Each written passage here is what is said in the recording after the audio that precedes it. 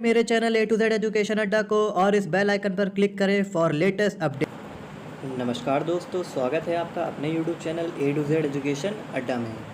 तो दोस्तों, जैसा कि हम लोग ने उत्तर प्रदेश लेखपाल भर्ती परीक्षा से संबंधित प्रैक्टिस सेट की शुरुआत की थी और जिसमें हम लोग ने अपने प्रैक्टिस सेट 1 के सामान्य ज्ञान के 25 महत्वपूर्ण प्रश्नों पर चर्चा कर ली थी। और आज की इस वीडियो में हम अपने प्रैक्टिस सेट 1 के सामान्य हिंदी के 25 प्रश्नों पर चर्चा करने जा रहे हैं। तो अगर आपने वो पिछली वीडियो नहीं देखी है तो ऊपर साइड में आई बटन पे क्लिक करके आप वो वीडियो देख सकते हैं। और आगे की वीडियोस के लिए आपको हमारे चैनल को सब्सक्राइब करना पड़ेगा ताकि आगे आने वाली वीडियोस आपको मिल सकें। तो चलिए शुरू करते हैं अपनी आज की वीडियो। तो हमारा पहला जो प्रश्न है वो कुछ इस प्रकार है, वर्णमाला किसे कहते हैं? तो पहला ऑप्शन है वर्णों के संकलन को, दूसरा ऑप्शन है शब्द गणना को, तीसरा ऑप्शन है शब्द समूह को और चौथा ऑप्शन है वर्णों के व्यवस्थित समूह को। तो यानी जो वर्णमाला किसे कहा जाता है?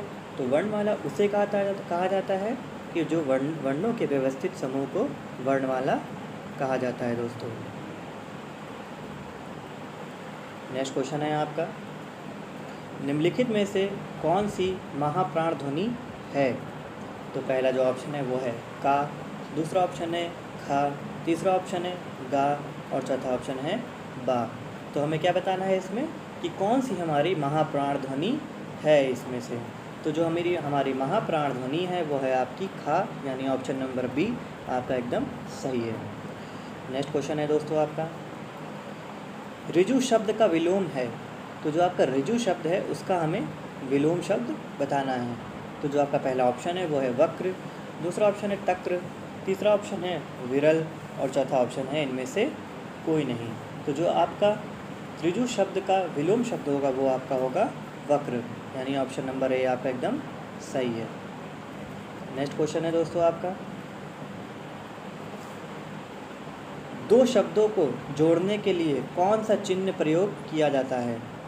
तो हमारा पहला ऑप्शन है क्वेश्चन मार्क, आप देख सकते हैं, दूसरा ऑप्शन है डैश, तीसरा ऑप्शन 2 डॉट्स और चौथा ऑप्शन कुछ भी नहीं।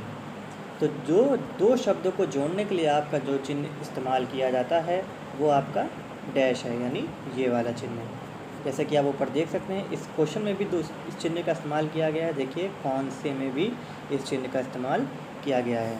तो इस चिन्ह का इस्तेमाल दो शब्दों को जोड़ने के लिए किया जाता है। अगला क्वेश्चन है दोस्तों आपका, तद्रुप शब्द के लिए सही संधि विच्छेद है। तो तद्रुप आपका जो शब्द है इसका एक संधि विच्छेद हमें चुनना है, जो आपके नीचे 4 ऑप्शन दिए हुए हैं। तो आपका पहला जो ऑप्शन है वो है आपका तत् प्लस रूप, दूसरा ऑप्शन है तत् प्लस रूप और तीसरा ऑप्शन है तर प्लस दूप और चौथा ऑप्शन है ता प्लस द्रूप। तो जो आपका इसमें से आपका सही संधि विच्छेद होगा वो आपका होगा तत् प्लस रूप, यानी ऑप्शन नंबर बी आपका एकदम।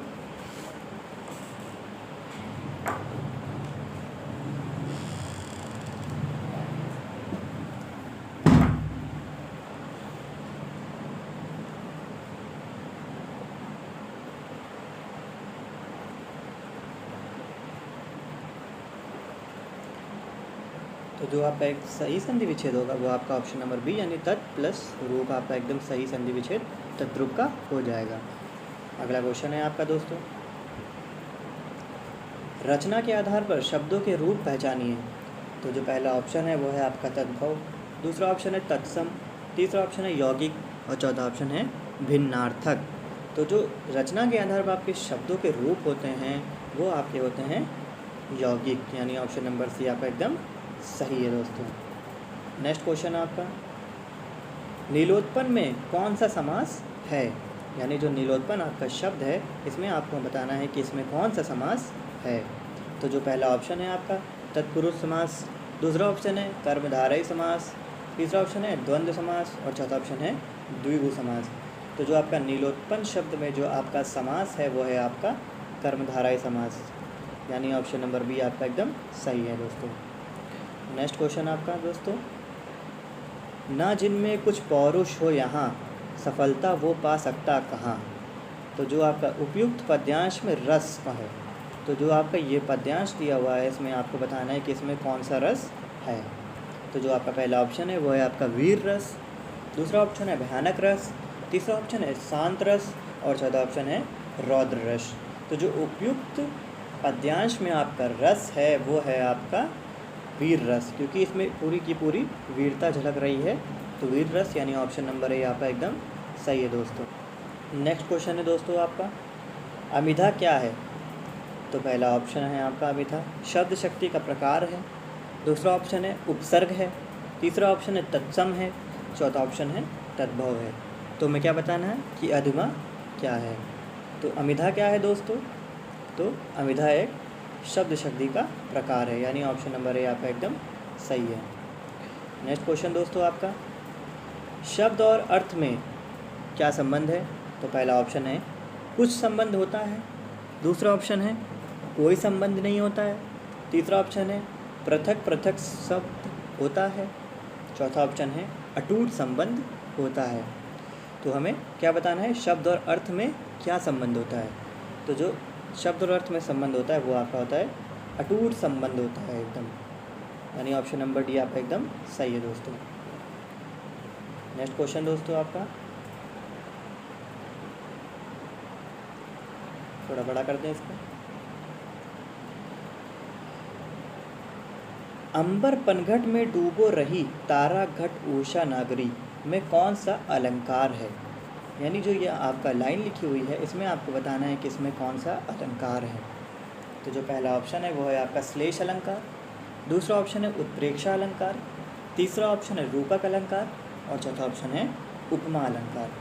तो जो इस लाइन में आपका अलंकार है वो आपका है रूपक अलंकार, क्योंकि ये एक तरह का रूप किसी का प्रकट कर रही है। नेक्स्ट क्वेश्चन दोस्तों आपका, खाना वाना में कौन सा निरर्थक शब्द है? तो पहला ऑप्शन है खाना, दूसरा ऑप्शन है वाना, तीसरा ऑप्शन है दोनों और चौथा ऑप्शन है दोनों में से कोई नहीं। तो जो खाना वाना में आपका निरर्थक शब्द है वो है आपका ऑप्शन नंबर बी यानी वाना, ये एक निरर्थक शब्द है दोस्तों। इसी के साथ आपका अगला क्वेश्चन है, किसी भाषा में मूल शब्द को क्या कहा जाता है? क्या बताना है हमें, किसी भाषा के मूल शब्द को क्या कहा जाता है दोस्तों, हमें ये बताना है। तो पहला ऑप्शन है तद्भव, दूसरा ऑप्शन है अक्षर, तीसरा ऑप्शन है वर्ण और चौथा ऑप्शन है तत्सम। तो जो किसी भाषा के मूल शब्द को कहा जाता है तो उससे क्या कहा जाता है, तत्सम कहा जाता है, यानी ऑप्शन नंबर डी आपका एकदम सही है दोस्तों। नेक्स्ट क्वेश्चन है आपका, सुराग किस भाषा का शब्द है? हमें क्या बताना है, जो सुराग शब्द है आपका वो किस भाषा का है? तो पहला ऑप्शन है तुर्की भाषा का है, दूसरा ऑप्शन है फारसी भाषा का है, तीसरा ऑप्शन है उर्दू भाषा का है और चौथा ऑप्शन है अरबी भाषा का है। तो जो आपका सुराग शब्द है वो आपका तुर्की भाषा का एक शब्द है। इसी के साथ आपका अगला क्वेश्चन, सप्त ऋषि में कौन सी संधि है? तो हमें क्या बताना है, जो आपका शब्द ऋषि एक शब्द है इसमें आपकी कौन सी संधि उपयोग की गई है? तो आपका जो पहला ऑप्शन है वो है आपका ऋण संधि, दूसरा ऑप्शन है गुण संधि, तीसरा ऑप्शन है आपका अयादि संधि और चौथा ऑप्शन है दीर्घ संधि। तो जो आपका सप्त ऋषि में आपका संधि का उपयोग किया गया है वो आपका किया गया है गुण संधि का उपयोग किया गया है, यानी ऑप्शन नंबर बी आपका एकदम सही है दोस्तों। इसी के साथ आपका अगला क्वेश्चन थोड़ा छोटा कर ले, नी प्लस आहार से शब्द होगा। तो नी प्लस आहार से आपका कौन सा शब्द बनेगा, हमें ये बताना है दोस्तों। तो आपका जो पहला ऑप्शन है वो है आपका निराहार, दूसरा ऑप्शन है निहार, तीसरा ऑप्शन है निराहार और चौथा ऑप्शन है निराधार। तो जो आपका नी प्लस आहार से जो आपका शब्द बनेगा वो होगा आपका निराहार, यानी ऑप्शन नंबर सी आपका एकदम सही है दोस्तों। नेक्स्ट क्वेश्चन है आपका, आजन्म में कौन सा समास है? तो पहला ऑप्शन है आपका तत्पुरुष समास, दूसरा ऑप्शन है अव्ययी समास, तीसरा ऑप्शन है द्विगु समास और चौथा ऑप्शन है बहुब्रीहि समास। तो जो आजन्म शब्द है उसमें आपका जो समास इस्तेमाल किया गया है वो है आपका अव्ययी समास, यानी ऑप्शन नंबर बी आपका एकदम सही है दोस्तों। नेक्स्ट क्वेश्चन है आपका, वार का अनेकार्थक शब्द है नहीं है। तो हमें क्या बताना है, वार का अनेकार्थक शब्द इसमें से कौन सा नहीं है। तो जो आपका पहला ऑप्शन है वो है आपका दिन, दूसरा ऑप्शन है अवसर, तीसरा ऑप्शन है द्वार और चौथा ऑप्शन है झगड़ा करना। तो जो इसका आपका सही आंसर हो जाएगा वो आ जाएगा आपका ऑप्शन नंबर डी, यानी झगड़ा करना। इसका एक अनेकार्थक शब्द नहीं है वार का। अगला क्वेश्चन है आपका, अवधी बोली का विकास किस उपभाषा से हुआ है। यानी जो अवधी जो हमारी बोली है वो किस भाषा से उसका विकास, उपभाषा से उसका विकास हुआ है, हमें ये बताना है। तो हमारा जो पहला ऑप्शन है वो है पूर्वी हिंदी, दूसरा ऑप्शन है पश्चिमी हिंदी, तीसरा ऑप्शन है बिहारी और चौथा ऑप्शन है राजस्थानी। तो जो अवधी बोली का विकास हुआ है वो आपका हुआ है पूर्वी हिंदी से, पूर्वी हिंदी उपभाषा से आपका अवधी बोली का विकास हुआ है दोस्तों। नेक्स्ट क्वेश्चन है आपका, किसमें निर उपसर्ग को संकलन करने से नया शब्द बनता है। तो पहला ऑप्शन है मान, दूसरा ऑप्शन है लाभ, तीसरा ऑप्शन है दोष और चौथा ऑप्शन है भाग। तो जो आपका इसका आंसर हो जाएगा वो आपका हो जाएगा सी, यानी निर उपसर्ग का संकलन करने से आप अगर दोष में जोड़ेंगे तो आपका कौन सा शब्द बनेगा, निर्दोष। इसी के साथ आपका अगला क्वेश्चन दोस्तों, जिसकी उपमा किसी से ना की जा सके।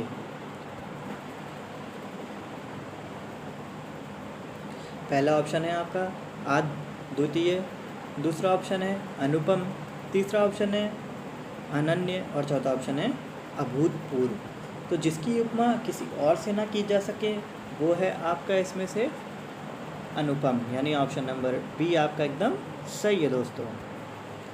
अगला क्वेश्चन आपका दोस्तों, शुद्ध वाक्य है। तो हमें क्या बताना है इसमें, आपका शुद्ध वाक्य कौन सा है। तो जो आपका पहला वाक्य है वो है आपका सत्य का विजय होता है। ये आपका कोई वाक्य नहीं बन रहा है, ऐसा कोई वाक्य नहीं होता है। दूसरा ऑप्शन है सत्य का विजयी होता है, ये भी कोई वाक्य नहीं बन रहा है दोस्तों। तीसरा ऑप्शन है सत्य का जीता होता है, ये भी कोई वाक्य नहीं है, पूरा गलत वाक्य है। चौथा जो ऑप्शन है आपका देखते हैं, सत्य की जीत होती है, यानी आपका ऑप्शन नंबर डी जो आपका वाक्य है सत्य की जीत होती है वो आपका एकदम सही वाक्य है, यानी एकदम शुद्ध वाक्य है, यानी ऑप्शन नंबर डी आपका एकदम सही हो जाएगा दोस्तों।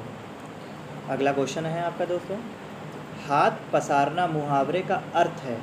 तो जो हाथ पसारना हम लोग मुहावरे का इस्तेमाल करते हैं उसका अर्थ क्या है, हमें ये बताना है। तो आपका पहला ऑप्शन है मांगना, दूसरा ऑप्शन है विस्तार करना, तीसरा ऑप्शन है देना और चौथा ऑप्शन है लेना। तो हाथ पसारना जैसा कि मुहावरे से स्पष्ट होना है, हाथ फैलाना यानी किसी से मांगना, तो यानी इसका आपका ऑप्शन हो जाएगा आपका ऑप्शन नंबर ए, मांगना आपका एकदम सही इसका अर्थ हो जाएगा। नेक्स्ट क्वेश्चन है दोस्तों आपका, यौगिक धातु को चुनिए। क्या ढूंढना है हमें, एक यौगिक धातु इसमें से चुननी है। तो आपका पहला ऑप्शन है लिख, दूसरा ऑप्शन है पढ़, तीसरा ऑप्शन है चल और चौथा ऑप्शन है दौड़ना। तो इसमें से एक यौगिक धातु हमें चुननी है, तो यौगिक धातु क्या हो जाएगी इसमें से आपकी दौड़ना, यानी ऑप्शन नंबर डी आपका एकदम सही हो जाएगा जो कि एक यौगिक धातु है। नेक्स्ट क्वेश्चन है दोस्तों आपका, कौन सा अलग अर्थ प्रकट करता है। तो पहला ऑप्शन है पुरंदर, तीसरा ऑप्शन है कौशिक, तीसरा ऑप्शन है देवराज और चौथा ऑप्शन है मारूत। तो हमें क्या बताना है कि इन चारों में से एक कौन सा एक अलग अर्थ प्रकट करता है।